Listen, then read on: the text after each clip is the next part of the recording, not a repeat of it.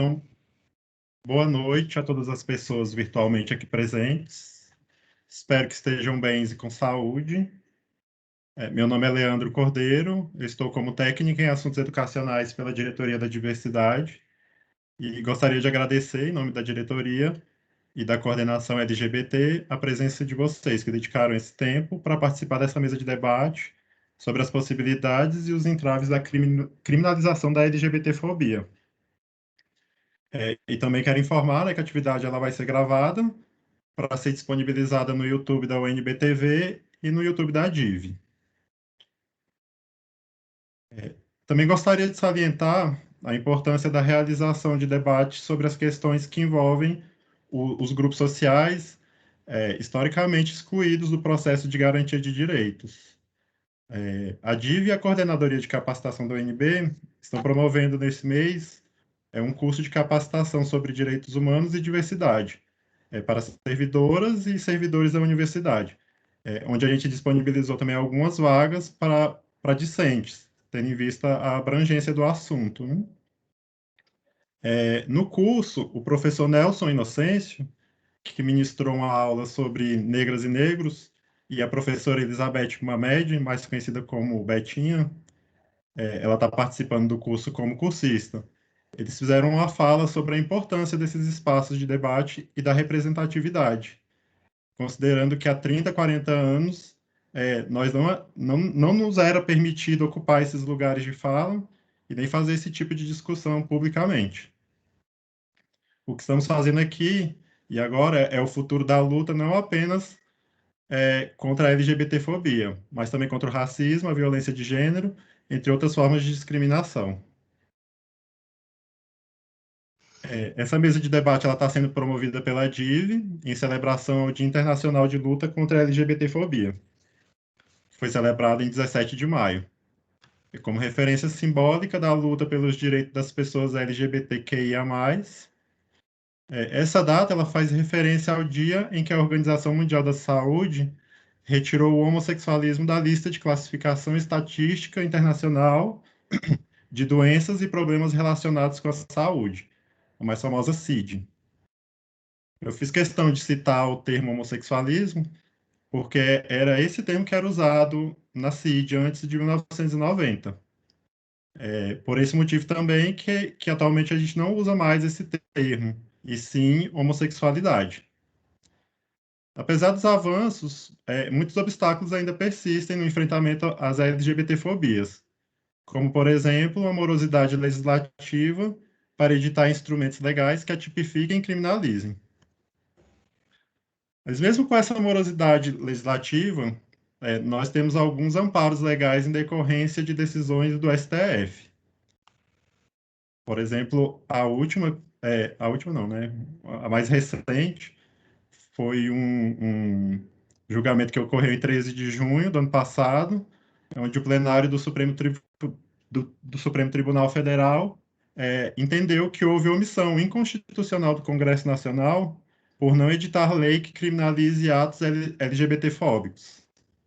Isso ao julgar a ação direta de inconstitucionalidade por omissão número 26 e o mandato de injunção 4733. Por maioria, a Corte reconheceu a mora do Congresso Nacional para incriminar atos atentatórios a direitos fundamentais dos integrantes da comunidade LGBT. E votaram pelo enquadramento da LGBTfobia como tipo penal definido na Lei do Racismo, que é a Lei 7.716 de 1989. Isso até que o Congresso Nacional edite uma lei sobre a matéria. E a gente não pode negar, né, que o que não falta são propostas de normas federais com essa finalidade que foram engavetadas pelo nosso legislativo. Aqui no DF, nós temos um exemplo da morosidade legislativa também, com a lei anti-homofobia. É uma lei que não criminaliza a LGBTfobia, mas ela prevê sanções civis às práticas discriminatórias em razão da orientação sexual das pessoas. E ela demorou 17 anos para ser regulamentada. Isso graças ao STF também. Então, para debatermos sobre a criminalização da LGBTfobia, convidamos essas pessoas que representam bem, nas mais diversas áreas, não apenas as causas do movimento LGBTQIA+, mas os grupos sociais historicamente excluídos do processo de garantia de direitos. Nossa primeira convidada é a Isabela Neves, que é graduanda em Direito, pesquisadora na área do Sistema de Justiça Criminal e integrante do projeto Resistir, Núcleo LGBT. Em seguida, o nosso convidado Bernardo Mota, que é pesquisador, mestrando em comunicação pela UNB, ativista transmasculino e que está atuando atualmente na T-Collective, campanha de apoio aos impactos socioeconômicos da pandemia da população trans no DF. Em seguida, teremos a presença da nossa ilustre professora Silva Badim, professora da FCE, que atua nos temas de direito sanitário, advocacia em saúde, direito e políticas públicas, judicialização das políticas de saúde, direito à saúde de grupos vulneráveis. E ela também trabalhou conosco na DIV como coordenadora da coordenação das mulheres. E por último, mas não menos importante, teremos o Fábio Félix, que é assistente social, formado pela UNB, professor, ativista dos direitos LGBT e dos direitos humanos e deputado distrital da Câmara Legislativa do Distrito Federal pelo PSOL. Aí, antes de dar início ao debate, eu queria dar só alguns informes. A gente vai disponibilizar o link com a lista de presença aqui no chat do Teams.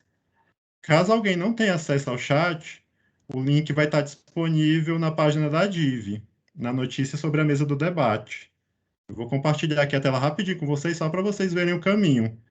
É importante assinar essa lista de presença, porque a inscrição no curso e a emissão do certificado vai ser com base nos dados dessa lista. Vou compartilhar aqui a tela rapidinho com vocês, só para vocês verem o caminho.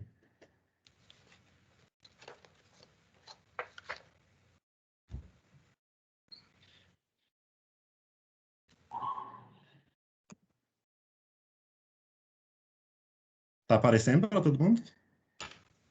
Sim. Dá para ver. Apareceu? Então, aqui é a página inicial da DIV, né? diversidade.unb.br.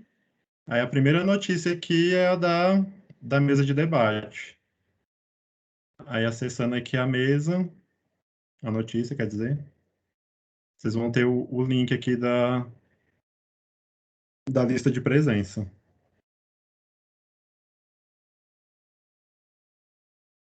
Beleza?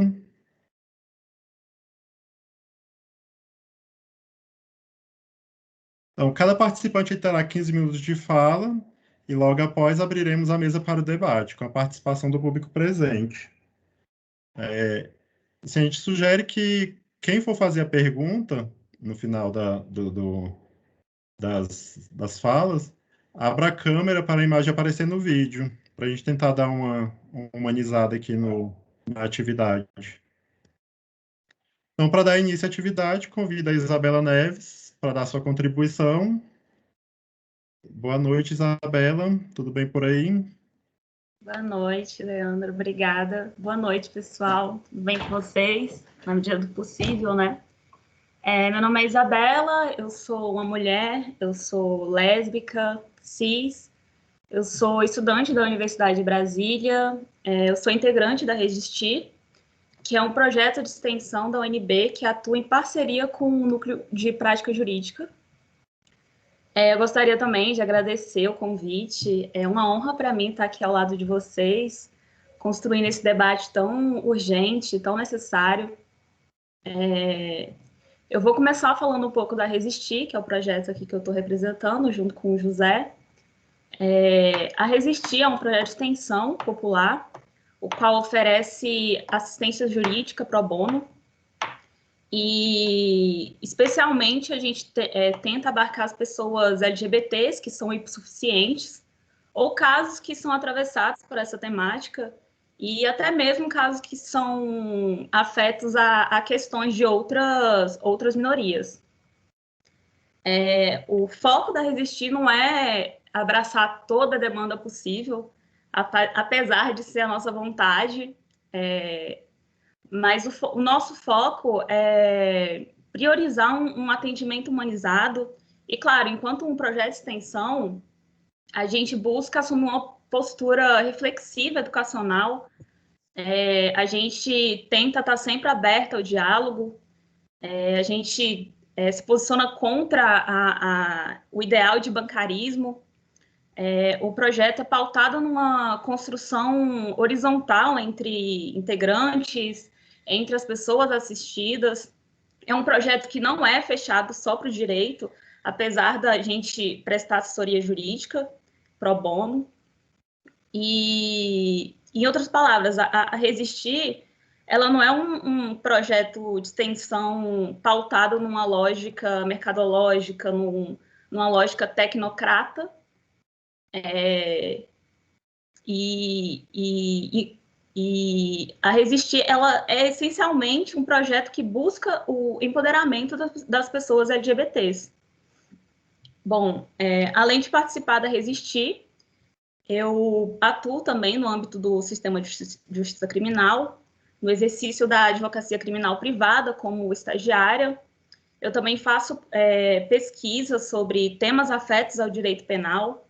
E assim, eu estou dando essa introdução para dizer onde eu estou situada, porque a minha fala ela é norteada grande parte pela minha experiência.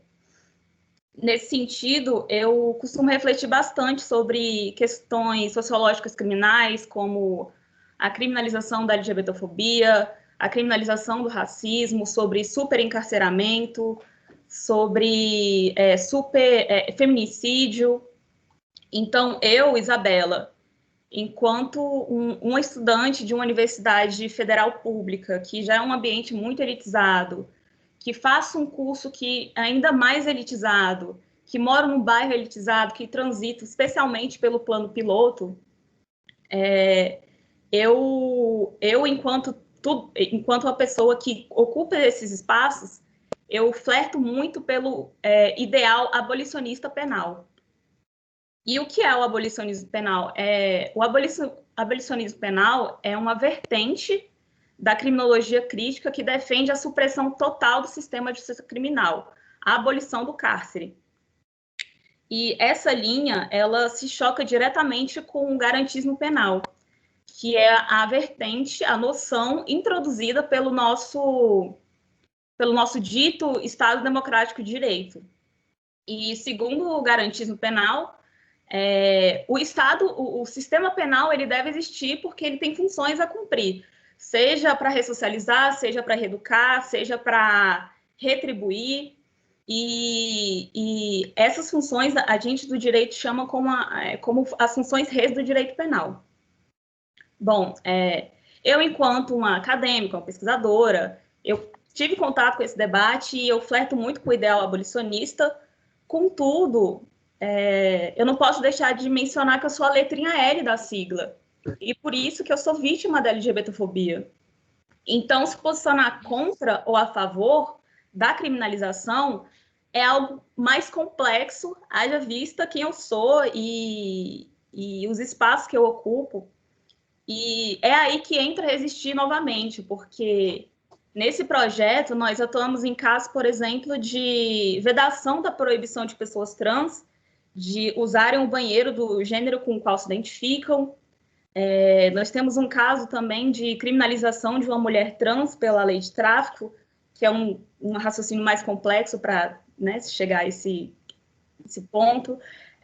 Temos um caso de transfobia no ambiente de trabalho, temos um caso de homofobia no ambiente educacional, e apesar desses casos apresentarem distinções, todos são permeados são atravessados pela LGBTfobia.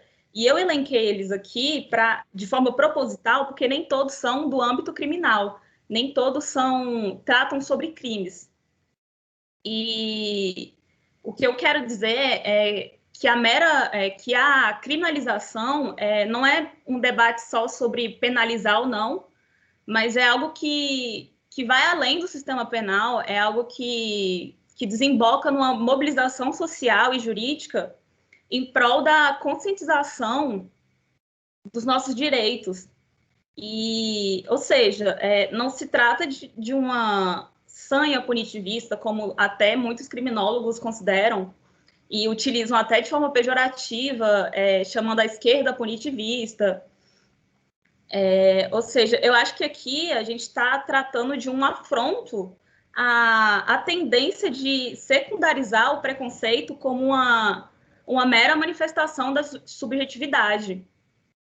E a gente está transpondo essa suposta manifestação subjetiva para algo que é passível de tutela, algo que o direito tem que cuidar, e não uma tutela insuficiente, mas uma tutela penal também.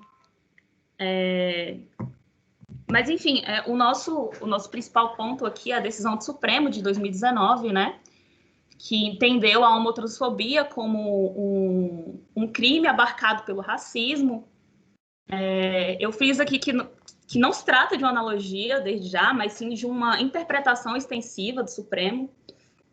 E para o Supremo, o racismo, ele é um conceito que compreende, em sua dimensão social, vai para além de aspectos fenotípicos e biológicos, e sim incorpora também outros grupos vulneráveis, e aqui a gente insere a comunidade LGBT. E nessa decisão que o Leandro citou, que foi a ADO 26 e o mandado de injunção 4733, se considerou que ninguém pode ser privado de direitos nem sofrer quaisquer restrições de ordem jurídica por motivo de sua orientação sexual ou sua identidade de gênero. E, a partir dessa consideração, surgiram dois questionamentos principais. Quais sejam, há uma omissão constitucional atrelada a uma mora do Poder Legislativo, e o outro encaminhamento, o outro raciocínio é se a LGBTfobia ela pode ser incluída na Lei 7716, que é a Lei de Racismo, e o Supremo entendeu por 10-1, o Supremo é composto por 11 ministros, entendeu por 10-1 que sim, há uma mora, há uma omissão constitucional, e por 8-3 decidiram que a LGBTfobia ela deve sim ser contemplada pela lei de racismo e, consequentemente, criminalizada. Por isso, o Supremo, por meio de uma decisão, assentou como crime a prática LGBTfóbica. E, assim, ao meu ver, essa decisão mais importante no âmbito do Poder Judiciário para a pauta LGBT, e ela inovou na história do Supremo a busca pela superação de uma omissão no âmbito penal. E tanto que o precedente usado pelo polo ativo da ação resgatou precedente só do direito sindical, porque no direito penal não existia, né? E, assim, apesar da decisão ser recente, a nossa militância ela é muito antiga. E eu acho muito injusto dar o crédito todo para o Poder Judiciário da nossa luta. E, assim, eu vou elencar rapidamente alguns pontos controversos da decisão, porque acho que não cabe aqui por conta do tempo. Mas um dos argumentos controversos é a violação da estrita legalidade. Se a simples tramitação de um PL já não significa que o legislativo está atuando em prol da causa LGBT, se há uma proteção insuficiente ou não da comunidade LGBT, se o STF pode criar um novo tipo penal, enfim. A ADO, ela também... Outro encaminhamento importante, que eu já ia esquecendo aqui, é que na decisão foi assentado que o homicídio doloso, em razão da homotransfobia, ele deve recair no tipo penal do artigo 121, lá do Código Penal, que trata sobre o homicídio doloso por motivo torpe. E, assim, um dado muito relevante, né, que é imprescindível a gente falar aqui, é lembrar que o Brasil é o país que mais mata transexuais e travestis no mundo. E a criminalização, o fundamento dela é tutelar a vida dessas pessoas. E, contudo, eu não conheço nenhum dado, eu estava até conversando com alguns amigos, algumas amigas, que eu não conheço nenhum dado de uma pessoa que foi sentenciada por homotransfobia de acordo com a lei de racismo. Ontem eu até fiz ou antes de ontem, não lembro, eu fiz uma pesquisa rápida no STJ, no Tribunal de Justiça aqui do Distrito Federal, e eu encontrei só um caso, e no STF também, eu encontrei só um caso de condenação de homicídio doloso por motivo torpe em razão de homotransfobia. E assim, para finalizar, eu queria trazer uma ressalva assim, a esse meu próprio contraponto que eu trouxe agora, de verificar se o sistema penal, apesar da criminalização, ele está abarcando, tutelando a vida dessas pessoas. O outro contraponto, né, que eu vou trazer isso, é que a partir da ADL 26, a DECRIM, que é a Delegacia Especializada aqui do Distrito Federal, da Polícia Civil, ela criou uma cartilha para orientar servidores no atendimento da pessoa LGBT. E outro exemplo bom também para a gente compreender os reflexos práticos dessa decisão é visualizar o momento do preenchimento do boletim de ocorrência, porque é o primeiro momento, né, daquela criminalização secundária daquela conduta, que a criminalização primária é quando existe uma lei que tipifica aquela conduta como criminosa, e esse momento do preenchimento do BO, ele é um momento que considera ou não que se aquele caso é um caso público, é um caso jurídico, é um caso relevante para o sistema de justiça criminal. Então, a DECRIM, ela teve que criar um protocolo, porque antes não existia na Polícia Civil, um protocolo que buscava contemplar, enquadrar a homotransfobia como ação criminosa, e também colocou lá como uma previsão o necessário preenchimento ou não da questão do nome social, no preenchimento de todos os documentos, não só do boletim de ocorrência.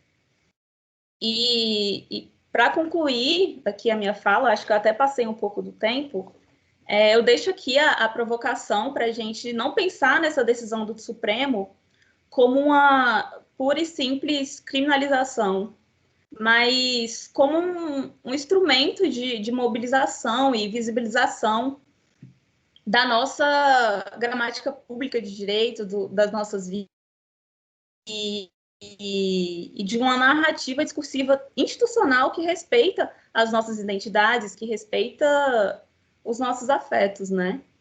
Então, eu acho que é isso, gente. Se eu passei um pouco do tempo, eu peço desculpas, mas agradeço e eu passo a palavra para o Bernardo. Bernardo?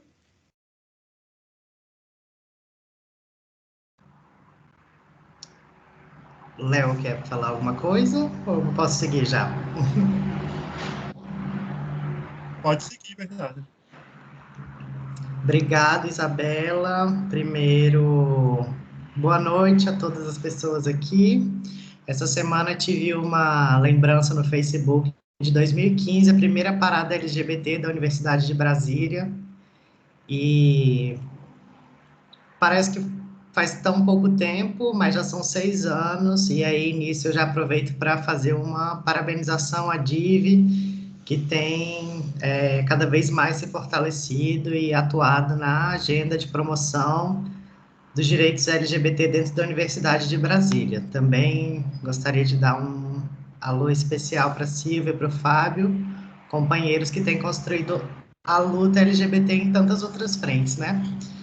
Eu queria falar um pouco mais, deslocar minha fala para a gente pensar nesse contexto da Covid, que desloca os processos, escancara desigualdades, que se em algum momento para a população em geral a desigualdade da fome eminente estava de alguma forma não percebida, a gente começa a ter esses dados com a pandemia um pouco mais escancarados, né? E com esse novo contexto de Covid, ele traz para a gente também novas formas de pensar a expressão da LGBTfobia. A partir do momento que a gente se vê numa necessidade extremamente contraditória para a população trans, para a população LGBT, de permanecer em casa. E nesse lugar de casa que, infelizmente, para muitas pessoas LGBT, pessoas trans, homens trans, mulheres trans, lésbicas, tem a casa e a família como uma instituição e um local de muita produção de violência, né? Desde a violência simbólica, a violência física, que vai eliminando a fala e esses corpos. Então, eu estava pensando em como, fazendo esse link com a parada LGBT da UNB de 2015, como esses últimos anos, né, 2017, 2018, 2019, a gente estava num crescente muito forte no DF, no sentido de avançar em alguns direitos muito básicos para a população LGBT. Então, a gente teve, em 2017, a inauguração do ambulatório trans, que, a despeito de suas precariedades, né, é um serviço que, por exemplo, ainda não tem protocolo para dispensar a hormonização para a população trans, mas que, a despeito dessas questões que ainda precisam ser aprimoradas, ainda precisam ser expandidas, são espaços de fortalecimento de comunidade, são espaços de acesso ao Sistema Único de Saúde, que estavam sendo construídos nesse período, mas que com essa pandemia que afeta a todos, mas não igualmente, a nossa população LGBT, e aí com foco mais específico para a população trans, começa a sentir os impactos disso, né? Um exemplo que eu posso trazer muito claro disso eram os esforços que a gente estava empregando com relação à empregabilidade trans. A gente estava em 2018 e 2019, reunimos uma equipe de voluntários e utilizávamos o espaço do ambulatório trans, a partir da comunidade, dos profissionais, como um local de formação. Então, a gente fazia oficina de currículo, de apresentação pessoal, e também esse espaço de fortalecimento de vínculos, né? Muitos de vocês sabem, mas esse processo extremo de constantes violências, né? Desde a pequena violência, quando você na escola não tem o nome social atendido, que foi o caso de várias crianças e adolescentes trans, que a gente tem relato de que não conseguiam utilizar o nome social, ainda que tivessem portarias e decretos garantindo isso, até processos de violência física, esse senso de comunidade e de apoio, né? Essas redes de apoio vão ficando muito fragilizadas. Então, um espaço físico, como o CRES da Diversidade, que circulava, né, em todas essas datas, 17 de maio, em junho, visibilidade trans, sempre fortalecendo esses laços de comunidade, e a gente se vê no momento que precisa fazer esse distanciamento social, a gente começa a enxergar novas formas de expressão dessa LGBTfobia, né? Novas ou conhecidas formas, né? Então, à medida que a gente começa a ver população LGBT, população trans, ainda mais empobrecida, às vezes que conseguia pagar um aluguel, se manter, tendo que retroceder à casa de familiares, ou moradias em lugares que podem expô-las a um contexto de maior vulnerabilidade e fazer elas se submeterem a essa violência dentro de casa. E a gente tem enfrentado um processo dessa dificuldade de divulgar esses dados com relação à população trans, mas, por exemplo, o trabalho que é muito importante de ANTRA, GGB e Rede Trans também tem feito nacionalmente a coleta de dados contra a violência da população trans, que, por um lado, é imprescindível para a gente conseguir, né, ainda que precariamente, entender o número de assassinatos, o número de violências que ocorrem com a população LGBT e trans, ele ainda é muito precário, porque as outras redes vão recebendo relatos, crimes que não necessariamente são investigados, uma onda de suicídio semanalmente, IBRAT e outras redes recebem tentativas de suicídio de homens trans, até casos que às vezes viralizam, e como essa nossa população vai ficando dentro de casa ainda mais invisível. Então, traz para a gente pensar um contexto de que se a gente estava nesse processo muito forte de visibilização, de ocupação dos espaços, de ocupação da rua, esse contexto da pandemia traz um desafio muito grande, porque a gente retrocede com essa expressão da LGBTfobia para dentro de casa. E esse ambiente privado é um ambiente que pode ser muito perigoso e perverso para a gente pensar essas violências, né? Como, por exemplo, o absurdo do estupro corretivo, que ocorre com diversas mulheres cis lésbicas ou homens trans, que muitas vezes acontece nesse lugar familiar, que são dados que ficam invisíveis para a gente, né? Que são difíceis da gente captar. Agora, você imagina a pessoa que estava nesse processo, por exemplo, a gente estava nesse processo da empregabilidade trans, e aí estava num diálogo intenso com empresas, instituições privadas, e várias dessas pessoas trans que a gente estava acompanhando, no início da pandemia, falaram que tiveram esses contratos rompidos, que a entrevista que estava indo para frente, os processos seletivos foram cancelados. Então, é claro que esse contexto da Covid, ele afeta a população inteira, mas, como a gente tem que frisar, não afeta da mesma maneira com que afetar com as questões da expressão da LGBTfobia. E aí, nesse sentido, eu chamo a atenção para a gente repensar, né, e pensar, por exemplo, como a diretoria de diversidade, eu imagino que possa apoiar pessoas LGBT que estão em contexto de violência dentro de casa. São outros desafios que a gente precisa pensar para esse contexto que, se por um lado a gente pensou que seria temporário, infelizmente a gente está tendo que aprender a conviver e vendo a nossa população morrer de vírus, morrer de violência LGBTfóbica, e num tema muito importante, eu estava aqui na live anterior aqui, articulando pedido, uma foto que eu recebi de um companheiro mostrando a geladeira que não tinha mais nada e pedindo, pelo amor de Deus, ajuda. Só que isso não é uma coisa que acontece isoladamente, né? Não é um caso aqui. São diversos casos que a gente vai tendo, e aí, nesse sentido, a gente montou a T Coletive, alguns ativistas trans que atuavam em outras redes. Ano passado, nós nos reunimos, né, Ludmila Santiago e outras pessoas, para montar uma tentativa de resposta e de apoio urgente em abril do ano passado, que a gente achava que seria temporário.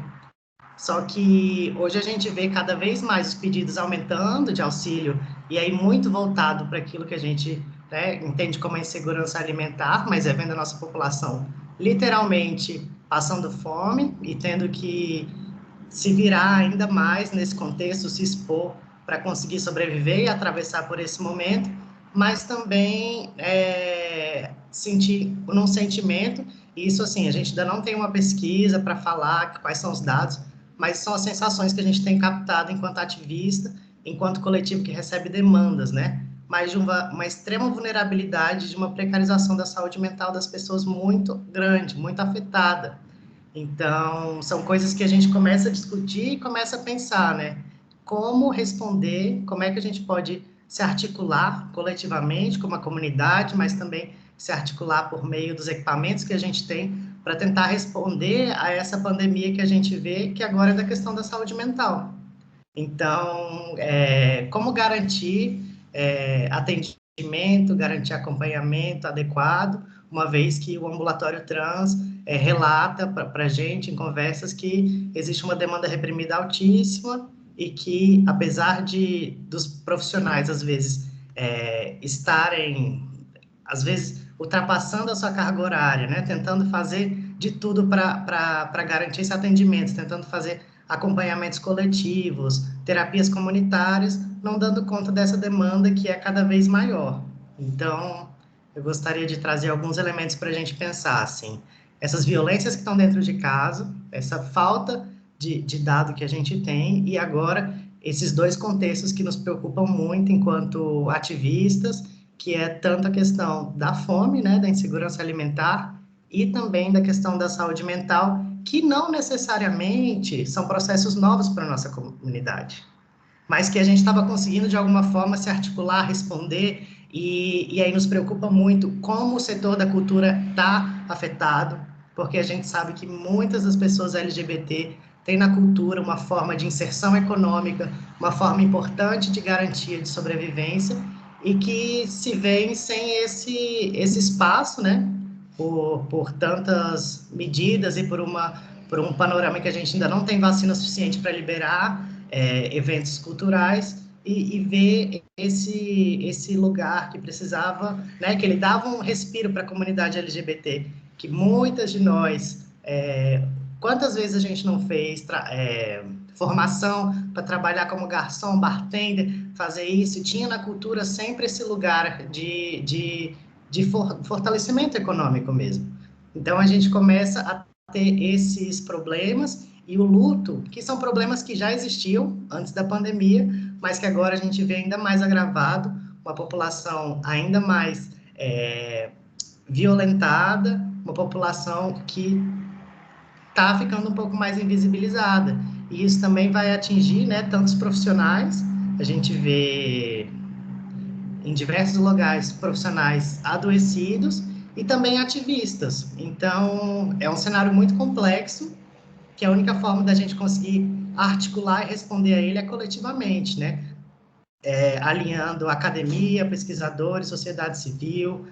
Então, por isso que esse diálogo que a DIV promove aqui hoje, ele é tão importante, né, para pensar as formas de LGBTfobia, por exemplo, pensar quantos estudantes LGBT ou desistiram, ou trancaram, ou não se vê mais estimulados a concluir a graduação, a pós-graduação, por estarem, talvez, sofrendo um processo de LGBTfobia dentro de casa, né? A UNB, para mim, foi o lugar que eu me descobri, que eu descobri minha identidade de gênero, que eu podia ser, né? Era muito engraçado. Eu saía de casa, ainda antes da transição, e eu botava minha roupa masculina, meu binder, na rodoviária, porque na UNB eu podia ser o Bernardo, eu podia me expressar. Eu tinha na UNB um lugar de acolhimento. E eu fico imaginando, imagina se eu tivesse hoje, naquele início de graduação, sem ter esse espaço de poder me expressar, eu estaria vilipendiado, eu estaria completamente adoecido. Então, me preocupa muito esses espaços, né, em que as violências vão ficando camufladas, e aí a gente tem uma sobreposição de processos que não são novos, mas que agora chegam para a gente observar e responder de uma maneira tão mais intensa, né? Com a fome voltando com muita força, com o setor da cultura parado, apesar dos fomentos, e esse cenário muito complexo que a gente precisa, de alguma forma, pensar conjuntamente para responder. Mas era um pouco isso que eu queria abrir com o debate e pensar assim, como nós podemos nos articular para fortalecer a nossa população LGBT, que pode, nesse exato momento, estar sofrendo alguma expressão da LGBTfobia em casa ou em algum outro ambiente precarizado. Mas era isso.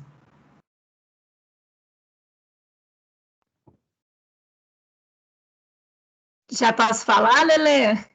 Obrigado, Bernardo, pela contribuição. Estava ligando aqui os equipamentos. Muito obrigado, Bernardo. E realmente, o vírus ele não trouxe só novidade em relação à nossa saúde física, né? Ela acabou trazendo aí muitas dificuldades nas nossas relações sociais, né? E realmente, eu acredito que o momento apesar da gente ter que estar distanciado, o momento é da coletividade, de se reunir e buscar estratégias para a gente sair bem dessa, né? Obrigado. Agora sim, professora Silvia, pode falar. Obrigada, Lelê. Gente, uma boa noite. Cumprimento aqui meus colegas. Bernardo, um prazer te ver. Eu lembro de você pelos corredores da UNB, tanto. Isabela, José, Fábio. Uma boa noite para todo mundo que está aí assistindo a gente, ouvindo a gente nessa sexta-feira, final de semestre, né? A gente está aqui, ufa, vamos dar uma respirada, né? Então, obrigada aí pela presença, né? É um tema muito caro para a gente, eu também falo não só como pesquisadora, docente, mas, sobretudo, como uma mulher lésbica, né? Uma mulher cis lésbica, que sente na pele, né? E que acompanha esse advocacy, né? Vamos falar assim, um movimento social, né? A nossa luta pelo reconhecimento, pegando um pouco a fala da Isabela, claro que pelo campo do direito a gente vai analisar a efetividade dessa criminalização, como é que isso está sendo exercido no sistema de justiça, se está tendo uma condenação, de que forma isso está sendo feito. Eu também fiz uma pesquisa muito rápida, não encontrei também nenhum caso para ver se tinha, né? Mas, para além disso, eu acho que é importante a gente analisar o impacto nas nossas vidas, né? E o que nós podemos fazer em termos de advocacy, né? Com este marco, né? Eu enxergo a decisão do Supremo muito mais como um reconhecimento da nossa existência nessa sociedade com essas regras, né, sobre esse pano de fundo punitivista, sobre uma série de coisas que nós criticamos, da mesma forma como o casamento igualitário, né? Eu posso ou não querer casar, posso achar que a monogamia estrutural é algo que deve ser mudado na sociedade, enfim. O fato é que este reconhecimento nos traz existência, com todas as críticas que a gente tem nessa sociedade. Eu posso casar, né? E eu sou casada hoje, né? No papel eu casei, né? E o que isso impacta na nossa vida? O que impacta ter uma criminalização? Eu acho que em vários âmbitos. Eu, como mulher lésbica, muitas vezes eu ainda penso, nossa, né? Como alguém também que já sofreu violência em espaços públicos, né? Eu já sofri lesbofobia em locais públicos, a ponto do garçom ter que vir tirar o senhor da mesa, né? Porque eu estava com uma namorada de mão dada, não fazendo, né? Assim, existindo num bar, né? E naquele momento, o meu medo era exatamente a quem eu recorro, né? Essa agressão, ela não configura nada para a sociedade, olha o tamanho dessa invisibilidade, né? O homem gritando comigo, me ofendendo, o garçom vindo, e eu simplesmente, né? Bom, não vou chamar a polícia, né? O que ele está fazendo? Assim, não configurava nada naquele momento. Então, há um ganho nisso, né? Há algo que a gente pode extrair em termos de chamar a atenção para a nossa existência, né? Chamar a atenção para essas violências. Eu acho que esse tem sido o meu grande foco. Olha, você não pode mais falar isso, porque isso agora é um crime, né? O pessoal gosta tanto de falar de bandido, de perseguir bandido, né? De que bandido bom é isso, ou aquilo outro. Bom, então agora você está contrariando a lei, né? Por mais que a sua moral lhe diga outra coisa. Nós entramos no campo do direito, então agora, minimamente, né? Eu tenho pelo menos este papel para esfregar na sua cara, né? Assim, olha, pelo menos é a mesma coisa do casamento, né? Eu acho que a gente tem hoje algumas garantias quando você entra com a sua companheira em algum lugar, quando você entra no hospital, né? E a pessoa fala, não, você não vai acompanhá-la. E eu falo, não, peraí, eu tenho um papel para te mostrar. Né? E eu vou lá e pego o meu papel e coloco, é isso que essa sociedade quer, eu tenho este papel também. Então, isso nos confere dignidade na nossa vida em sociedade. Né? Isso é existência, isso é dignidade. E eu acho que a oportunidade de nós trabalharmos o que é a LGBTfobia, né? Quais os reflexos da LGBTfobia na vida da população LGBT, como que isso entra na educação, né? Pegando um pouco o gancho para o meu lado, numa perspectiva da educação de gênero, né? Eu tenho um argumento a mais hoje, né? Eu tenho um argumento a mais, né? Quando eu vou dar aula nos cursos de saúde, dizer, olha, né? Vocês têm que... O que está acontecendo? Esses dias uma aluna me trouxe um exemplo, inclusive de um homem trans, né? De uma alegação de uma objeção de consciência por parte de um médico. E eu achei interessante, porque nesse momento em que ela me trouxe esse exemplo, ela já falou no seguinte, professora, isso pode ou isso configura uma LGBTfobia?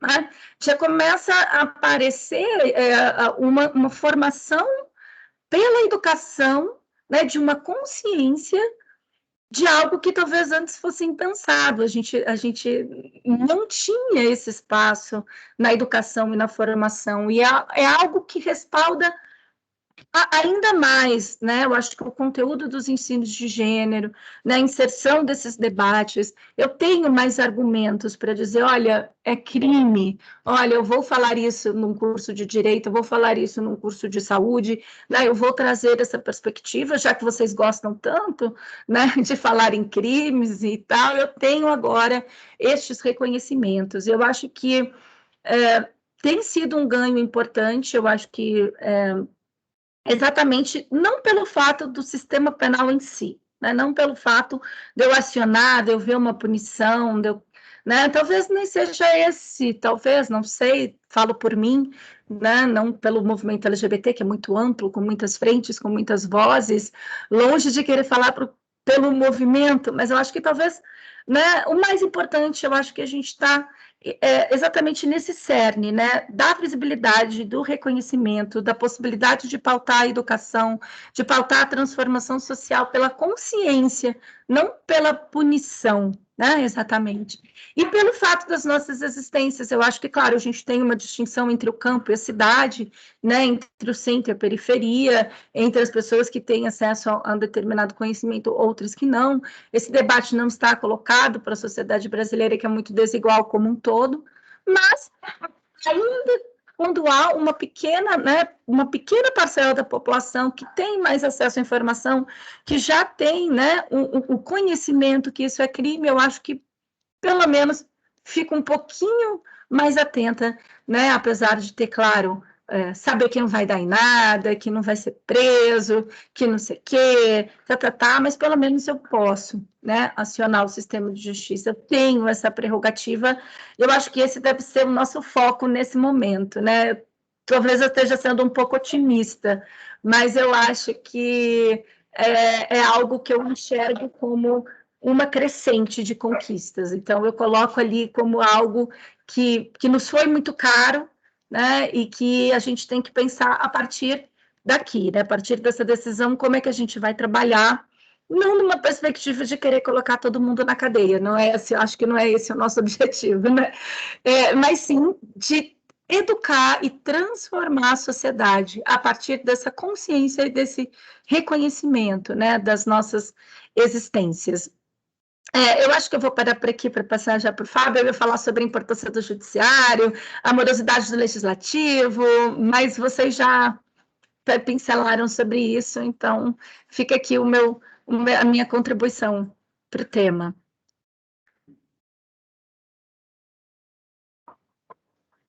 Acho que agora é o Fábio. Eu já entro direto. Acho que... Não. Pode entrar. Tá, não, valeu então. Vou entrar. Boa então. noite, Fábio. Boa noite. Obrigado por estar disponibilizando esse tempo aí com a gente, para contribuir com o debate. Obrigadão.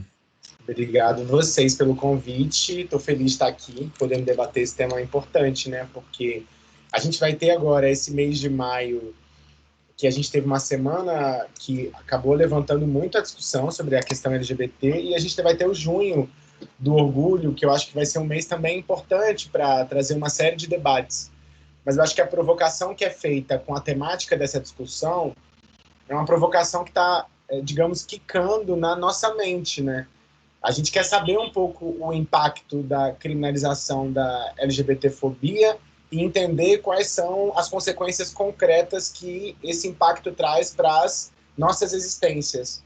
Eu acho que isso é algo muito importante que a gente ainda não... A gente está hoje talvez fazendo algumas divagações aqui, algumas reflexões, mas ainda a gente não tem as respostas, porque vai ser um processo de longo prazo. Foi muito legal ouvir as falas anteriores da Isabela, do Bernardo, da Silvia, da professora Silvia, porque deu para a gente entender um pouco quais são as reflexões, quais são os caminhos que a gente está pensando. Eu vou colocar também algumas questões, né? Primeiro, tinha uma disputa conceitual no movimento LGBT sobre apoiar ou não a criminalização da LGBTfobia. Me parece que essa disputa foi superada. a minha impressão é que o debate diminuiu muito com a consolidação da criminalização. E aí tem pelo menos 2 aspectos que nos ajudam nessa superação. O primeiro deles é o contexto político.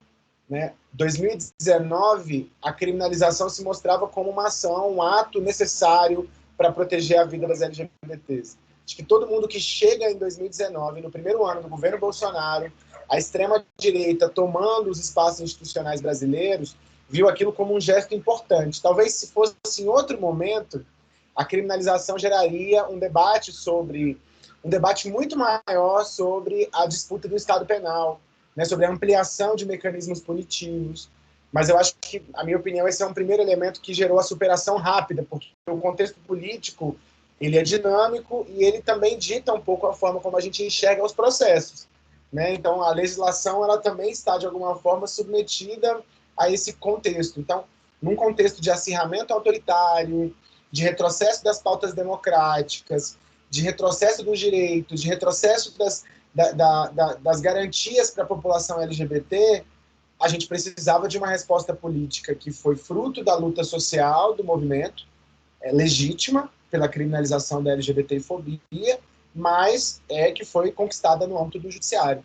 Então, eu acho que isso, como a Isabela falou, não dá para a gente dar o mérito para o judiciário, o mérito é do movimento, o mérito é a nossa história de luta, o mérito são os milhares dos nossos e das nossas que morreram nessa trajetória de LGBTfobia implacável, inclusive com assassinatos, execuções, a forma como o processo da epidemia do HIV/AIDS foi tratada como política de morte contra a população, especialmente homens gays, mulheres trans e travestis, enfim. Então, esse processo todo, a gente foi submetido a um processo ao longo dos últimos, pelo menos dos últimos 40, 50 anos, ou mais, 60 anos de morte.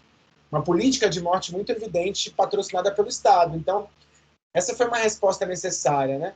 E o segundo elemento é que, com os dados preliminares que a gente tem em nível nacional da criminalização da LGBTfobia, não me parece que ela consolida a lógica de punição de pessoas negras a partir dos dados que a gente tem até agora. São dados muito preliminares, obviamente, então a gente não sabe ainda no detalhe, mas me parece que é uma lógica muito mais simbólica, como a Silvia trouxe, de ter essa noção de que agora é crime. Existe um documento que criminaliza, do que a perspectiva de indiciamentos em massa no país e representações em massa do Ministério Público, né, contra as pessoas. Né? Não é isso que tem acontecido. Então, são muito mais TCs, acordos, pressão em torno dos crimes vinculados à LGBTfobia. Então, acho que por esses 2 aspectos que eu elencaria, a gente superou um pouco o debate conceitual se deveria ou não haver a criminalização da LGBTfobia e se ela era a pauta central ou não. Então, assim, é a minha reflexão, é o que eu tenho sentido ouvindo o movimento, porque quando em 2019 tinha muito empate. Hoje eu vou em mesa de tudo quanto é lado, eu não ouço mais. A gente percebe que pacificou um pouco esse tema nesse sentido. Então, eu colocaria isso como um elemento importante. O contexto político, eu queria reforçar isso, ele é fundamental para a importância da criminalização. Porque vocês pensem quase o milagre que nós estamos fazendo. Nós estamos num momento de maior retrocesso histórico do país, e nesse momento de maior retrocesso histórico a gente tem uma decisão judicial num tema, que não é qualquer tema. O Supremo Tribunal Federal não tem enfrentado qualquer tema no governo Bolsonaro. Mas num tema que, de alguma forma, um segmento do bolsonarismo, pelo menos um segmento, que o bolsonarismo é diferente do Bolsonaro, quer dizer, quando a gente diz bolsonarismo, tem muita gente falando sobre isso na universidade, né? A Rosana Pinheiro Machado fala, outras intelectuais falam também sobre esse tema, tem discorrido sobre isso. Esse movimento amplo de extrema-direita autoritária, ele compra uma série de pautas, a legalização das armas, uma série de teorias conspiratórias, enfim, em relação à pandemia, difusões de mentiras, compraram o programa ultraliberal, eles fazem pela tangente os debates dos direitos das minorias sexuais, então, digamos, eles, proibição de gênero, sabe assim, não vamos falar sobre esse tema na escola, eles vão fazendo pela tangente, mas eles não enfrentam de frente a questão da cidadania da população LGBT. E eles são absolutamente favoráveis a todo tipo de criminalização, porque eles se movem pelo Estado penal. porque é o que move o autoritarismo. Então, o Supremo Tribunal ter colocado em pauta isso em 2019 foi genial, porque, de algum ponto de vista, a gente conseguiu colocar esse setor na defensiva política. O setor mais atrasado da história não sabia como responder esse processo. Porque, nós estamos criminalizando, vocês não gostam de criminalizar? E assumindo uma pauta de frente. Eles também não gostam de assumir de frente. Eles gostam de facada nas costas. Esse setor autoritário gosta de facada nas costas, né? Então, e também, de alguma forma, a LGBT, o indivíduo LGBT é o vizinho, a vizinha, é a irmã, é a filha, é a neta. Então, o bolsonarista não se livra da empatia. Por mais que a gente hoje veja que ela está mais distante, ele não se livra de algum nível de empatia, né? Então, você conhece, tem a bolsonarista que tem uma filha lésbica e que respeita a filha lésbica, ou o casamento da filha lésbica. E no domingo está alucinando, bolsonarizando na esplanada. Mas aceita a filha lésbica. Então, se cala sobre a criminalização da LGBTfobia porque não quer que sua filha morra. Então, é muito interessante, assim, se a gente faz uma análise só teórica, se não fosse sobre as nossas vidas, a gente podia usar esse adjetivo, né? Ver que a gente conseguiu dar um grande passo que talvez, em outro contexto, até de governos progressistas, a gente não conseguiria dar. Porque talvez não tivesse todos os elementos na mesa para que essa decisão fosse tomada. Então, é muito interessante isso, né? Eu fico pensando como é que num governo mais autoritário da história, no momento mais atrasado da história em relação aos direitos de forma geral, se conforma o contexto para criminalizar a LGBTfobia. E é um contexto, e a genialidade desse contexto acho que vem por essa série de elementos, assim. E, além disso, elementos necessários, urgentes, e que nos dão aquilo que a Silvia falou, a Isabela também falou, que é uma instrumentalidade para a gente enfrentar o preconceito e a discriminação no cotidiano, mesmo que ainda fragilizada. Porque é bom lembrar que é uma decisão judicial. Uma decisão judicial não é uma lei, uma decisão judicial não produz portarias de regulamentação, não produz decretos, um decreto nacional de regulamentação, não tem um órgão de fiscalização, é uma decisão judicial. Então, a decisão judicial ela vai variando em muitas interpretações. E aí a gente fica refém das interpretações da primeira instância, da interpretação do guarda da esquina até do promotor da vara criminal, do delegado, da delegada, do agente. A gente fica dependendo das interpretações porque ela não consolida um entendimento tão uníssono, né, tão evidente sobre aquele fato. Então, assim, tem muitas confusões jurídicas que eu não saberia falar. Eu ouço muita gente falando nos debates, mas não é a minha área. Então, sobre se caberia só o crime de racismo, se caberia de injúria. Então, tem muitas dúvidas, que não são dúvidas, porque o próprio Paulo Iotti, que foi o advogado da ação, no diálogo, está muito evidente que a decisão engloba todo o processo de legislação de racismo no país, todo o processo. Mas, inclusive, de outras legislações em nível estadual, distrital, municipal, porque eles incorporam para o conceito de racismo a discriminação contra a população LGBT. Só que, obviamente, a primeira instância tem tentado evitar, né, não fazer essa discussão, ou pelo menos criar problemas, dizer que o entendimento não é claro, etc. Então, saindo dessa discussão assim, mais geral, que eu acho que ela é importante para a nossa reflexão sobre o que vai acontecer, e eu acho que traz algum nível ali de luz no fim do túnel para nós, de possibilidades. A gente teve alguns ganhos no DF, que eu acompanhei de perto. Já foi citado aqui o POP, a gente tem um plano operativo no DF da Polícia Civil, foi o primeiro do Brasil. Então, se você chegar numa delegacia, você vai encontrar uma série de problemas. A falta de formação dos agentes, a falta de compreensão da autoridade policial, do plantonista, mas no sistema da Polícia Civil já tem uma orientação de que a pessoa pode registrar o crime de LGBTfobia e já tem uma aba de homotransfobia, que é o que eles colocam lá. Existe uma aba. Então você, em tese, se você chega na delegacia certa, na hora certa, você consegue registrar. O problema é que existe um problema, uma questão estrutural que precisa ser enfrentada. Obviamente, de formação profissional, uma disputa de narrativa, uma questão ideológica, por trás, inclusive, das forças policiais. Mas é um grande ganho. A gente tem hoje um plano operativo da criminalização da LGBTfobia, o POP, aqui no Distrito Federal. E eu participei de um momento que também achei muito interessante, que foi o dia do lançamento do POP. na sede da Polícia Civil, que foi todos os delegados, chefes e adjuntos de todas as delegacias circunscricionais, a delegada da DECRIM, a doutora Ângela, e a adjunta, a doutora Cíntia, apresentando o POP. Depois a gente teve uma apresentação da Tonhão, depois teve uma apresentação de uma drag, o povo nem se mexia, gente, era um negócio assim, sabe? O povo nem se mexia para ver aquela cena, sabe? Mas foi um momento muito interessante também, porque nós estávamos lá num território muito hostil, fazendo uma demonstração de força. Ó, a criminalização está aqui, vocês não amam a criminalização? Nós temos uma para vocês. Queremos ver agora a capacidade que vocês têm de aplicar essa criminalização, né? E foi muito interessante a gente conseguir aplicar de alguma forma esse POP na Polícia Civil do DF. Além disso, a gente tem a DECRIM, que é uma delegacia que tem de alguma forma se empoderado no Distrito Federal, sendo uma referência, feito investigações importantes, finalizado algumas investigações, indiciado pessoas, não indiciado todo mundo de forma indiscriminada, não, mas eu acho que tem dado alguns recados que eu acho que são interessantes e é uma delegacia que a gente precisa reivindicar. Eu estou focando muito na questão da criminalização, porque eu acho que é o mesmo nosso eixo, né? Mas eu acho que o Bernardo trouxe várias reflexões fundamentais sobre a questão do distanciamento e os impactos que isso tem para nossa cidadania e para a solidão das LGBTs, para a situação das pessoas trans. Eu acho que isso é fundamental para o debate também. De alguma forma, a criminalização tangencia essa discussão, mas eu acho que é importante ele ter trazido isso aqui. E para concluir, eu acho que tem avanços e desafios que nós temos ainda nesse próximo período. A falta de dados é um problema grave. Daqui a alguns anos, a gente vai ter dados mais consolidados no DF, mas hoje nós não temos dados factíveis e respeitáveis sobre a questão ainda. São poucos os dados. Então, daqui a alguns anos, nós vamos ter dados. Então, a falta de dados é um problema.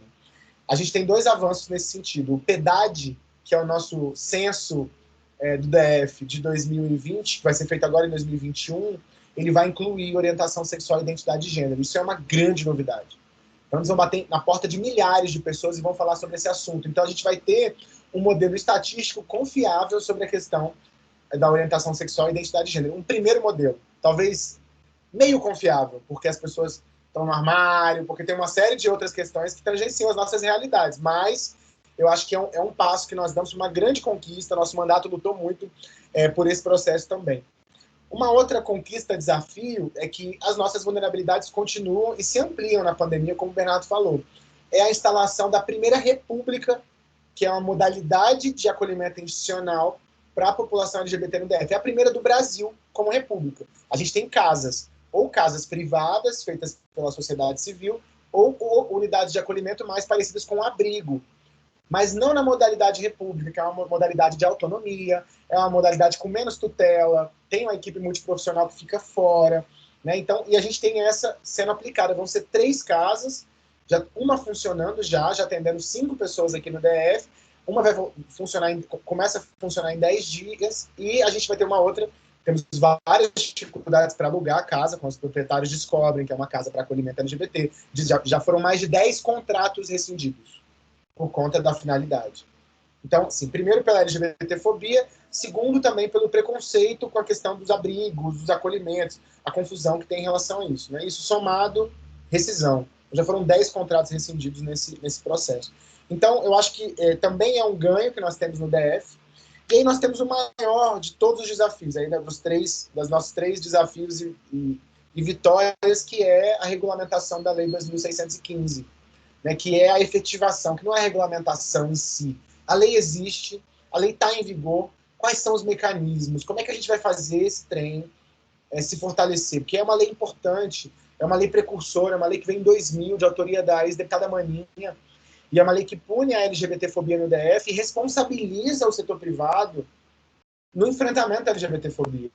Então, ela é pedagógica, porque ela coloca o dono do bar do nosso lado, o dono do restaurante, o dono do comércio, o dono da empresa, de alguma forma, né? Ou busca colocar. Então, ela é uma lei importante que a gente precisa tentar sintonizar essa lei, e é um desafio que a gente também quer encarar com muita força na Câmara Legislativa no próximo período. A gente conseguiu ganhos grandes até aqui, inclusive em relação à legislação para a população trans.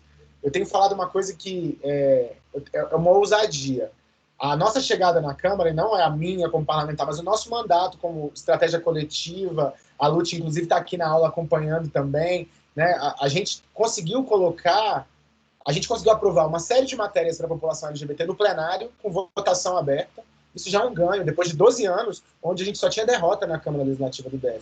E segundo, a gente conseguiu colocar essa bancada fundamentalista no lugar deles, na defensiva. É eles que estão na defensiva, não somos nós. Porque eles sabem que se falarem a palavra LG, já estou lá na tribuna. Já começou a confusão. Então, eles vão ter que comprar um ônus, que não é um ônus simples. Então, a gente colocou eles na defensiva. A gente interrompeu um ciclo de vitórias do fundamentalismo religioso no poder legislativo local. E eu acho que essa é uma grande vitória política também, apesar das tantas dificuldades no contexto social, econômico, político que a gente está enfrentando agora. Então, algumas reflexões ainda um pouco bagunçadas sobre esse cenário político. Espero poder, nos próximos meses, sistematizar melhor, ouvindo gente. Esse mês de maio e junho vai ser muito bom, porque a gente vai se ouvir muito também, para poder se organizar, pensar um pouco como é que está esse processo todo, né, para nós, e também como foi a pandemia para nós, quais são as consequências dela, para depois a gente poder responder melhor a todos esses fenômenos que a gente enfrentou e analisar melhor cada um desses processos, da criminalização, das outras legislações, da casa de acolhimento, enfim, na prática. É um pouco isso, as minhas observações e considerações. Obrigado pela oportunidade para estar aqui com vocês hoje, agradeço demais, foi ótimo, e essa mesa ilustre aí, de pessoas incríveis que eu tenho muito respeito, algumas que eu conheço há mais tempo, como a Silvia e o Bernardo, na militância, o Magno também, outras que eu estou conhecendo mais há pouco tempo agora, mas estou muito feliz de estar aqui. Obrigado, Fábio, pela contribuição. Queria te parabenizar, né, pela atuação na Câmara Legislativa. Participei ontem da plenária que você realizou.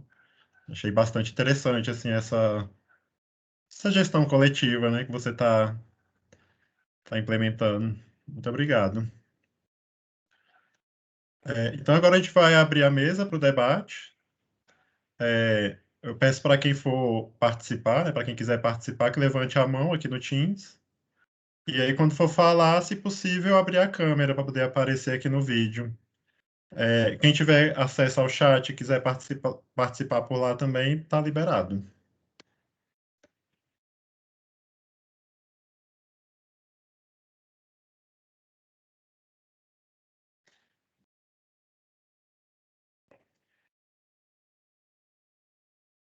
Ninguém quer participar, gente? Vai lá, José. Fazer só um esquenta aí, porque eu estou vendo aí o pessoal com a mãozinha perto. Aí, em respeito à questão intergeracional, eles esperaram que eu fosse primeiro. Então, muito agradecido. Parabéns, Divi. Olha, foi fenomenal. Isso revigora, isso revitaliza, isso reinspira. Isso faz até a gente esquecer que o semestre está acabando com todas essas coisas que quem já viveu um semestre acadêmico sabe o desafio que é.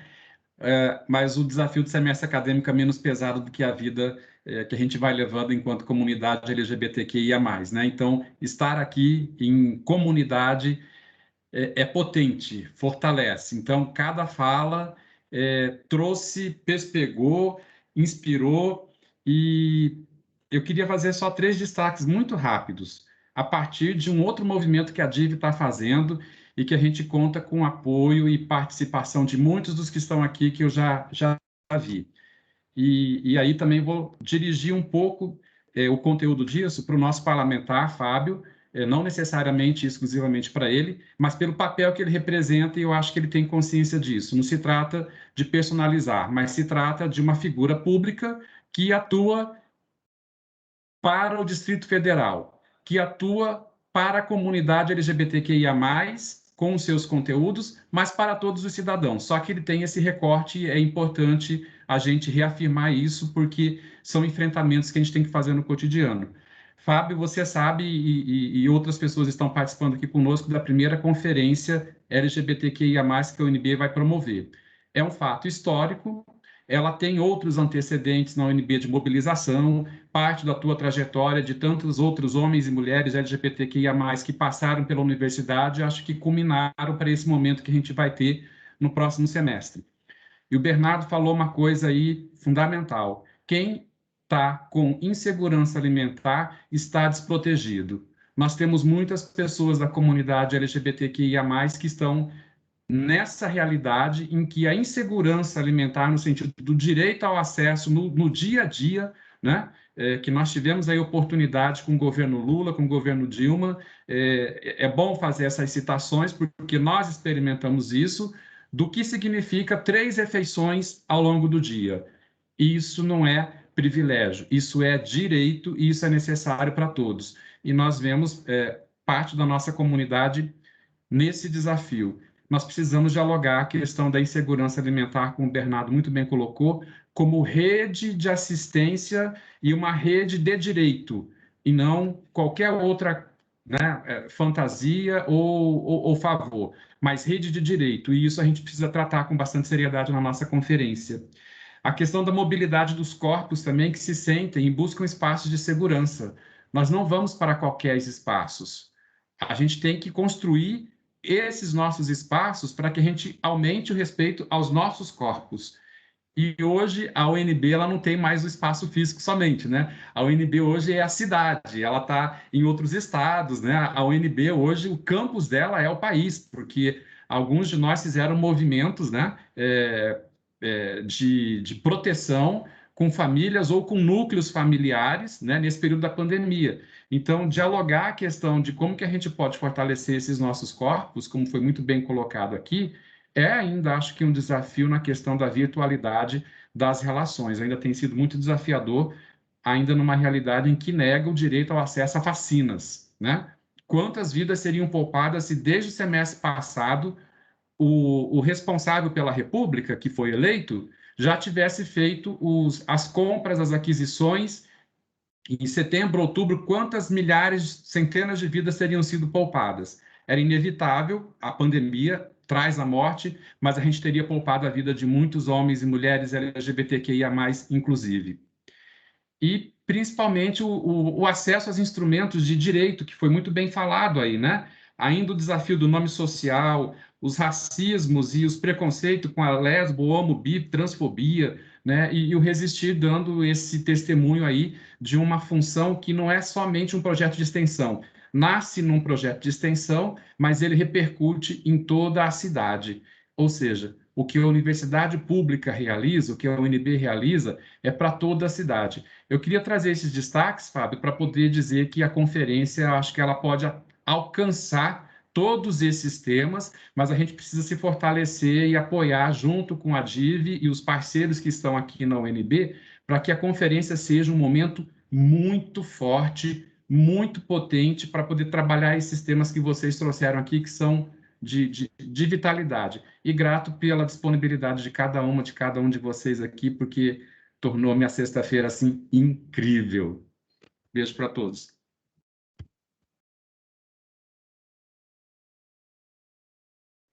Leandro, tem 30 inscrições aí, manda ver.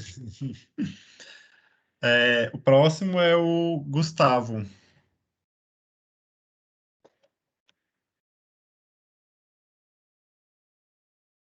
Gustavo? Está aí? Enquanto o Gustavo decide se fala ou não, vamos chamar o Magno, então, para... Aqui. Você me ouve? Pode falar. Oi, gente. Oi. Boa noite. Bom dia. Boa noite, tudo bom? Eu sou Gustavo Coutinho. Eu sou ativista, sou advogado de direitos humanos. Eu trabalho atualmente na BGLT, a Associação Brasileira de Lésbicas, Gays, Bissexuais, Travestis, Transsexuais, e acompanhamos muitos desses processos que foram mencionados, muitos com o Dr. Pauliotti, que o Fábio mencionou. Gostaria primeiramente de parabenizar pelo evento, acho a discussão muito rica, muito qualificada. Fiquei encantado pelas falas e tem algumas perguntas. Eu sou baiano, moro em Brasília há 8 meses somente, sou um neófito no mundo candango, e a impressão que eu tenho é de que, no contexto de Salvador, por exemplo, a violência é muito mais escancarada.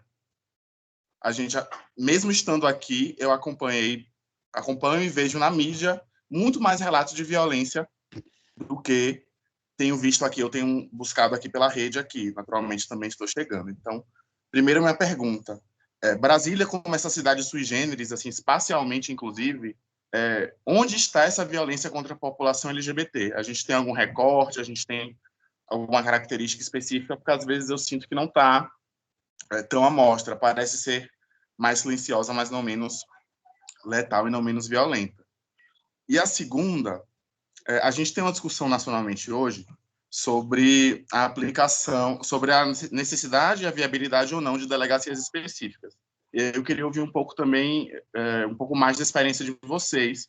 Eu vi que o Fábio comentou do POP, saber como é essa experiência de delegacias específicas, porque a gente tem alguns lugares que isso acaba inviabilizando por conta do território. Tem pessoas que não conseguem se deslocar de um território a outro para registrar uma ocorrência na delegacia específica, e a delegacia do bairro, a delegacia territorial, acaba, às vezes, não acolhendo.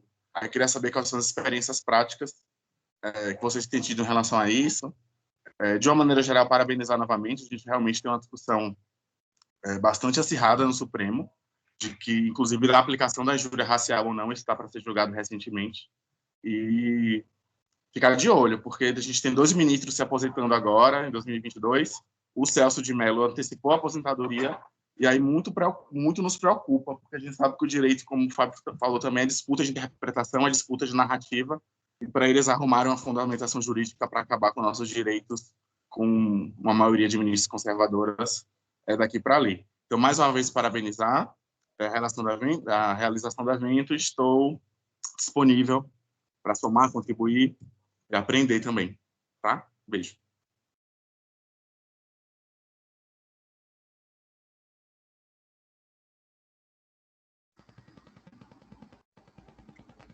Quem se prontifica a responder primeiro?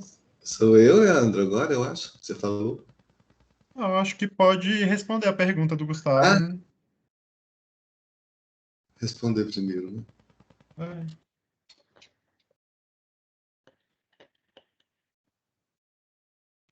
Deixa o Magno, que a gente fecha um bloco. Eu ia sugerir isso, deixar mais um ou mais algumas, aí a gente vai fazer uma rodada, né? Também acho melhor. Pode ser, então. Posso falar, então? Vai, Magno. Boa noite, gente. Espero que estejam todas as pessoas aqui bem, né? Apesar de tudo, eu acho que a gente se garante enquanto nesses quadradinhos, né? Que nos dão um pouco de afeto, mesmo distante. Afeto é fundamental nesse momento agora. Visibilidade. E o que a gente está fazendo na DIV é uma pequena parcela, né? Que se multiplica.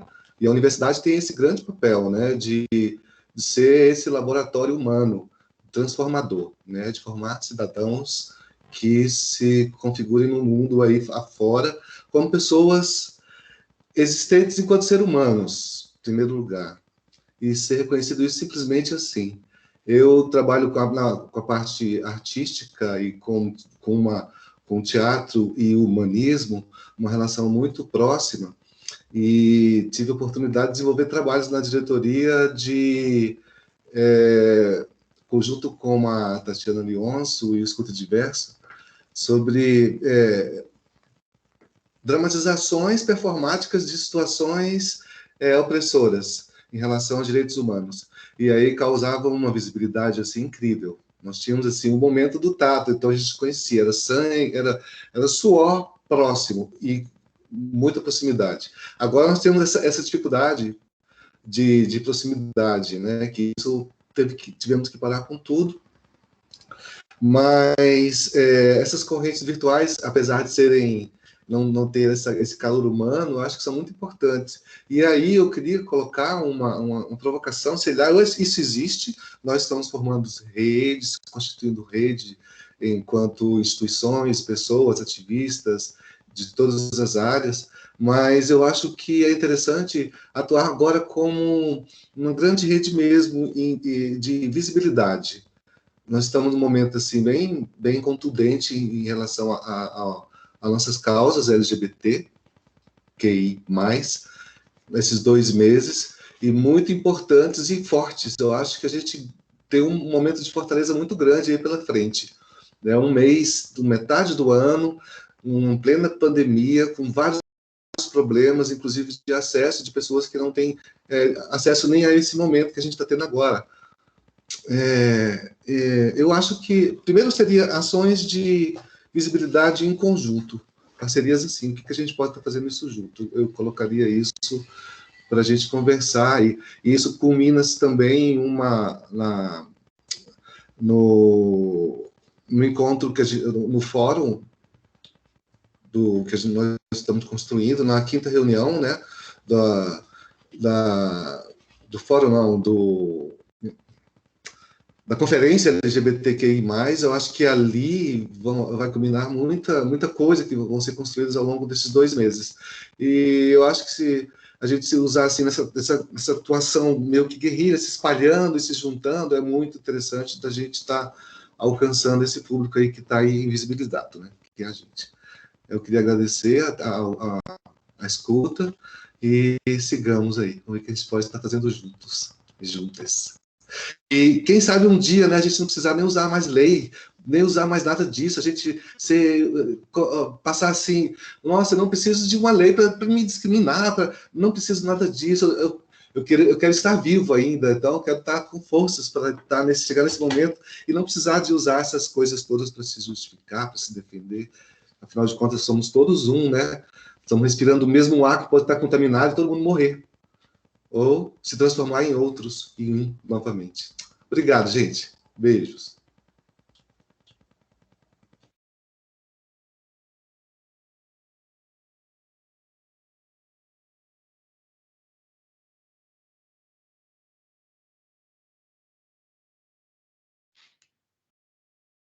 Acho que agora podemos, né, responder as perguntas. Podemos, eu posso começar. Eu fui o último na última, eu posso começar nessa.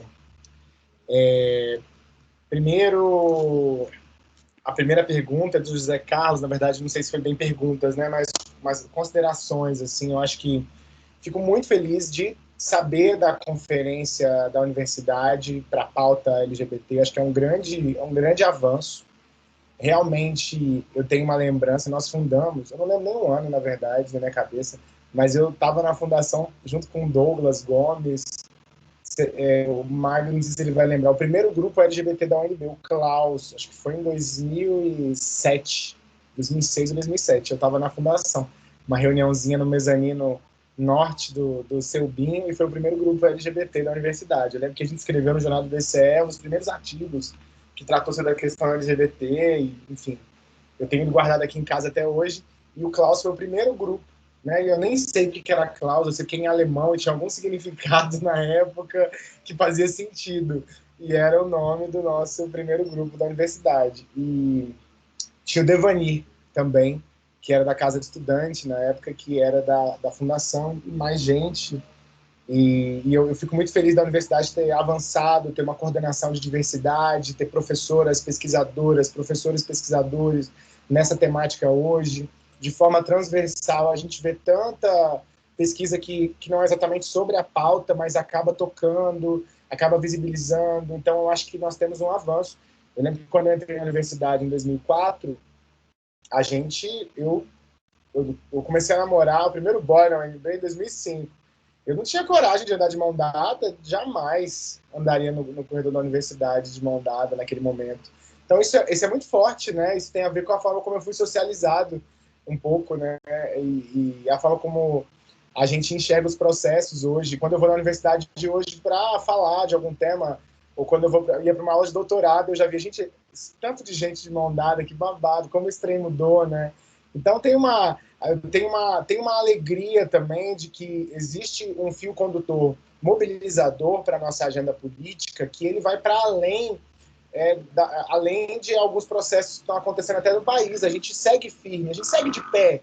A gente não pode só se queixar das nossas debilidades, que são muitas, mas eu acho que também esse espaço tem que ser um espaço para a gente se aquecer um pouco. A gente segue de pé, a gente segue conseguindo garantir, apesar de tantos ataques à nossa cidadania, à nossa existência, de alguma forma, né? Então, eu vejo isso como, assim, avanços importantes, né? Pessoas trans, eu lembro que quando eu era do DCE, em 2007, 2008, a gente tinha um grande conflito uma casa de estudante em torno de uma mulher trans, e o DCE foi fazer a mediação, e era pura transfobia.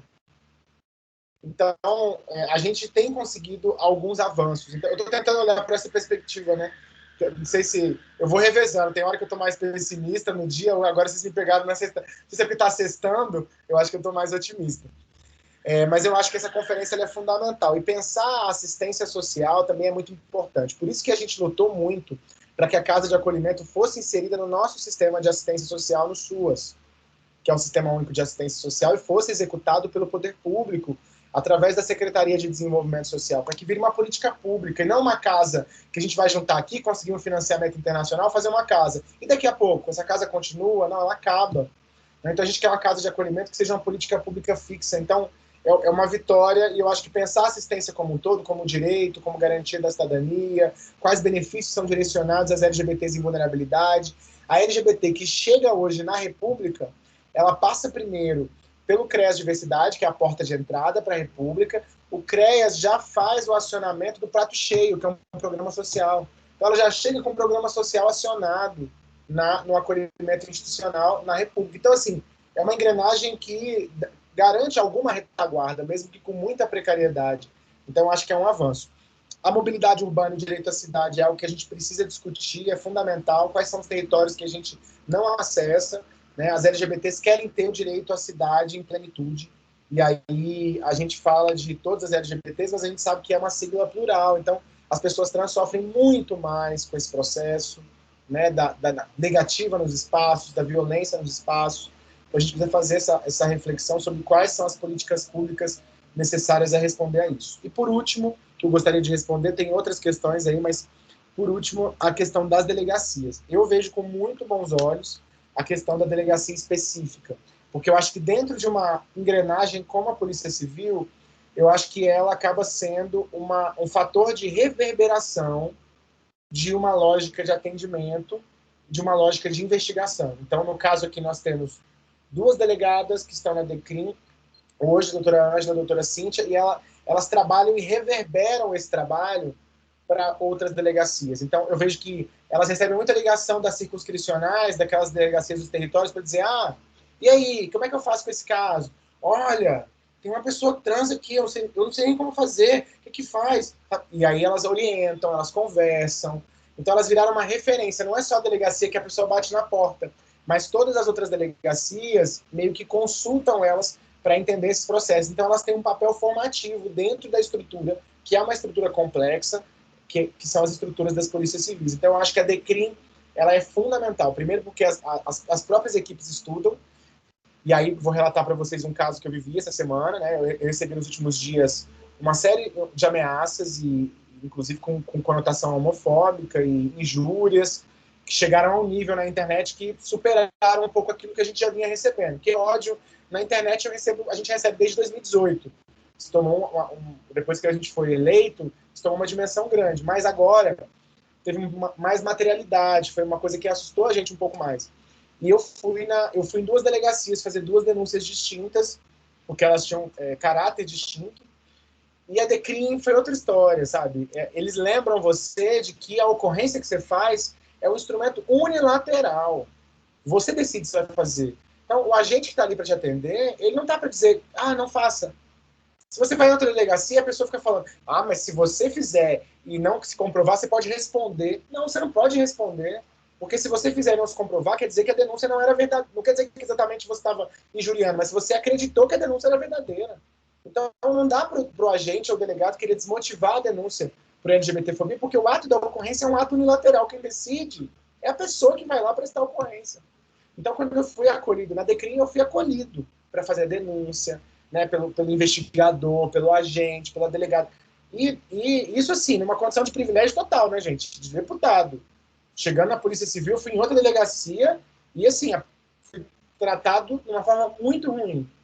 Mas, nessa delegacia, na DECRIM, é uma outra forma de acolhimento. Então, eu acho que vale a pena ter uma delegacia por vários aspectos. A especialização na dinâmica da LGBTfobia, que tem uma série de questões novas nesse processo, e também como um motor, uma engrenagem que acaba conseguindo ser formativa para toda a estrutura policial. Então, eu opino mais ou menos por ali. por aí, que eu acho que é um caminho que a gente precisa seguir e replicar em outros estados. É isso. Vou seguir. Posso? A questão da delegacia, para mim, é muito parecida com a questão do ambulatório trans, que são serviços que vão instrumentalizando, ensinando outros serviços, né? O que a gente quer, o que a gente deseja é que a população trans possa acessar na UBS, da própria UBS, conseguir todo o atendimento de endocrinologista, de um clínico geral, consiga resolver suas demandas numa UBS. Mas enquanto a gente não consegue que esses outros serviços estejam instrumentalizados, estejam apropriados das nossas demandas, né? E desse lugar aí, os que o Fábio fala, é muito importante o acolhimento. O ambulatório trans, às vezes, é a porta de entrada para uma pessoa trans que há 20 anos, há 15 anos não ia no serviço de saúde. Então, talvez uma delegacia especializada pode ser esse lugar que vai acolher uma pessoa que está em situação de violência há muito tempo, mas que não via um lugar propício para levar essas reivindicações, né? E aproveitando o sextou, acho que fazer uma menção da importância da conferência que a DIV está articulando, né? Ainda no final do governo Temer, teve um chamamento para a Conferência LGBT Nacional, que era esse espaço, né, que a gente construía, debatia, se degladiava pela construção das demandas, da sigla. A sigla é coisa que tem batido muito forte, né? LGBTIA+, LGBTQI, e a conferência era esse lugar que a gente se reunia para entender coletivamente, né? Tantas nossas demandas, como a gente ia se projetar para fora. E uma vez que o governo federal não realiza mais essas conferências, eu acho que a UNB, sendo pioneira mais uma vez, traz a questão da conferência para trazer essa deliberação coletiva, né, da nossa demanda enquanto coletivos. E ressaltar, assim, cotas na pós-graduação. Quando eu entrei na Universidade de Brasília em 2014, nome social ainda aquela coisa assim que não existia. Marcelo Caetano já há muito tempo endossando essa política, Jaqueline Jesus também, e hoje a gente tem 2 programas que têm cotas para a população trans na pós-graduação. Então a gente percebe que algumas coisas, né, apesar de muita luta e de um ambiente muito complexo, a gente tem conseguido avançar. E que hoje a gente tem só no grupo de WhatsApp mais de 30 pessoas trans que fazem entre graduação e pós-graduação, fora tantas outras que a gente conhece. Então, tentar também trazer esse sopro de esperança nesses tempos tão incertos, né, tão difíceis, para a gente ver que a gente está caminhando e que a nossa luta tem surgido com muitos resultados, que a gente pode observar isso muito concretamente em alguns serviços e resultados que a gente tem.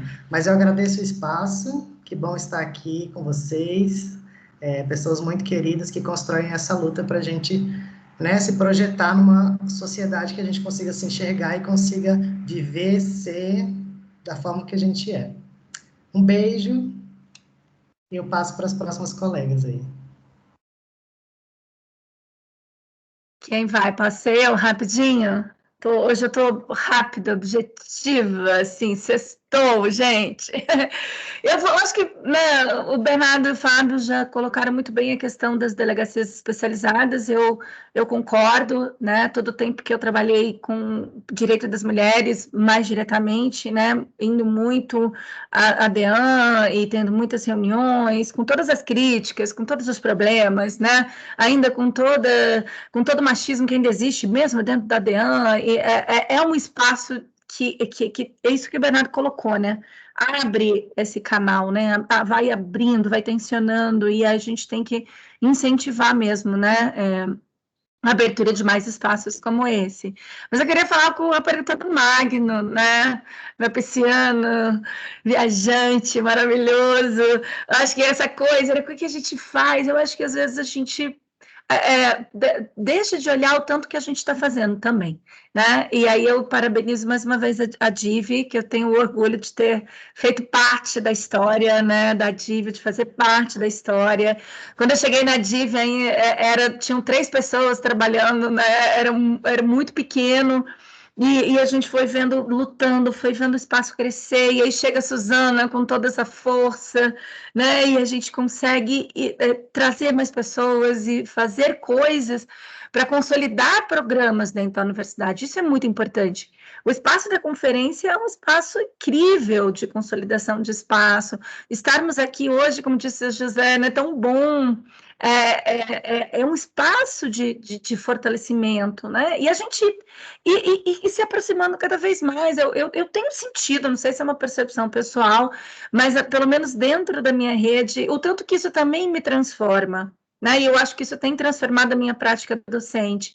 Esse semestre, por exemplo, eu dei uma disciplina de gênero e saúde, e eu levei muita gente para falar, né? A Lute, que está aqui, foi falar, dar uma aula, sabe? O Amiel, que eu trouxe também, para falar sobre pessoas intersexo, que é uma letra que a gente sempre esquece de trazer para os nossos debates, eu chamo a atenção, né? Falamos muito pouco sobre pessoas intersexo, falamos muito pouco sobre pessoas assexuais, temos que trazer para dentro dos debates, né?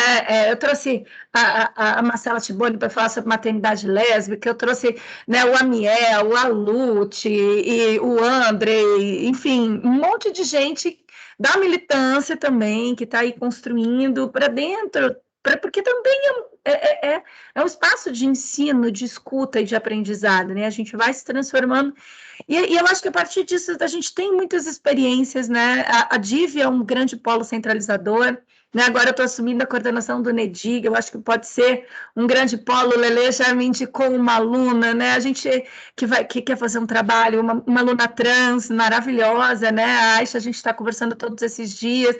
É isso, é potencializar, a DIV junto com o NEDIG, junto com os pesquisadores, junto com o legislativo, junto com quem a gente conseguir agregar para somar forças, né? E tem sido muito legal, cada vez mais alunos me procurando, querendo fazer trabalho sobre gênero, né? Cada vez mais alunos me procurando, querendo estudar questões relacionadas à diversidade sexual, gênero, isso dentro da saúde, que é um espaço que eu atuo, tem sido muito bacana, porque não tinham produções, né? Tinham muito poucas produções sobre o tema, e a gente vê que isso está crescendo. Eu acho que é fruto disso, Magna, a DIV, sabe?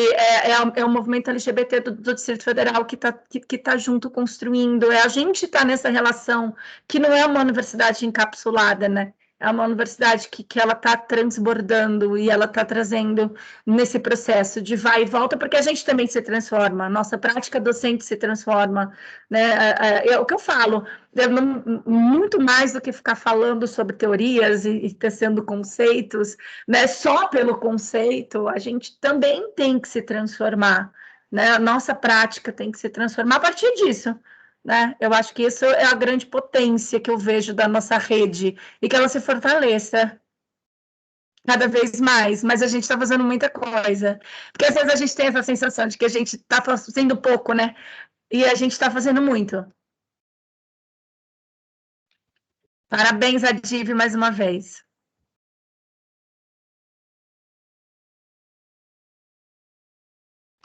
A palavra, gente, desculpa.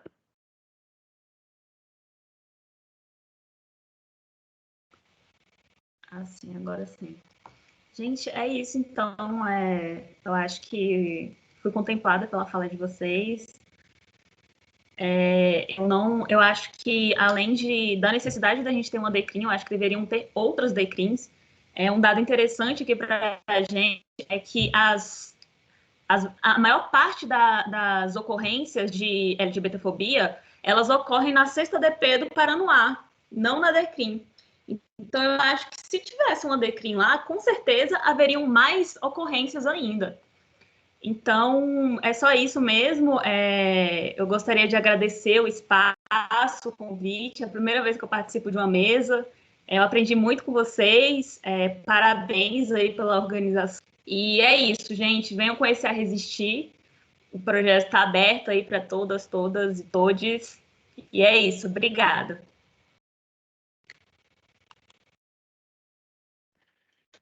Obrigado, Isabela. Então, temos que encaminhar para o final já a atividade. Vocês queriam dar uma última fala? Ah, não, uma pessoa levantou a mão aqui, o Igor de Jesus. Boa noite, tudo bom? Eu não vou ligar a câmera porque eu tô meio bagunçado, mas eu só queria tirar um momentinho para agradecer. Achei bastante interessante, aprendi bastante com cada um de vocês. Vocês trouxeram os dados, realidades, conhecimentos que eu não tinha, né? E é muito bom eu estar por dentro da minha própria comunidade, saber mais para eu poder fazer a diferença. E eu quero agradecer bastante. Achei bastante interessante essa sexta-feira à noite. Foi bastante construtiva. Obrigado a cada um de vocês. Eu gostaria de fazer um convite, na verdade. A Coordenação da Diversidade está organizando agora, nós estamos tentando organizar uma parada virtual, uma parada parado. Uma parada assim, uma parada meio parado, alguma coisa simbólica referente à parada. E eu queria deixar esse convite às pessoas aqui para a gente construir isso juntos, porque é mais uma preocupação com a visibilidade. Eu acho que a gente tem que se atentar nessas datas bem específicas e mostrar o nosso orgulho aí, de alguma forma, dessa vez agora, nesse desafio virtual, né? E que a gente pode estar fazendo. Aí fica o convite, nós estamos construindo, em breve devemos lançar aí um convite oficial para a gente, oficial e extraoficial e virtual, para uma reunião, para a gente organizar alguma coisa nessa parada aí. Tá? Era isso. Obrigado, gente.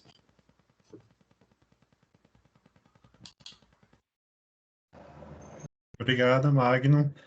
A nossa coordenadora LGBT está aqui presente na mesa. Ela mandou uma mensagem aqui no chat, agradecendo e parabenizando a todos, todas e todos. É a Célia, para quem não conhece, mas acho que todo mundo conhece aqui, né? Maria Célia. Então a gente pode encaminhar, né, para o encerramento. Vocês querem dar uma última palavra? Só tchau, gente. Obrigado, viu, pelo convite. Foi ótimo. Agora sextou de verdade, né? Tchau, tchau, gente. Até mais. E vamos organizar essa parada. Magno, a pessoa mais pisciana que eu conheço, gente. É maravilhoso. Paradas. Gente, obrigada por tudo. Foi ótimo. Obrigado pela mesa de hoje, tá? Tchau. Cheiro. Beijos.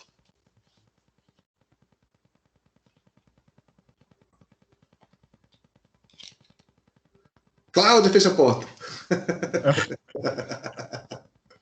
Já foi embora todo mundo? Não, mas a Célia tá aí também. Para de gravar. Pera.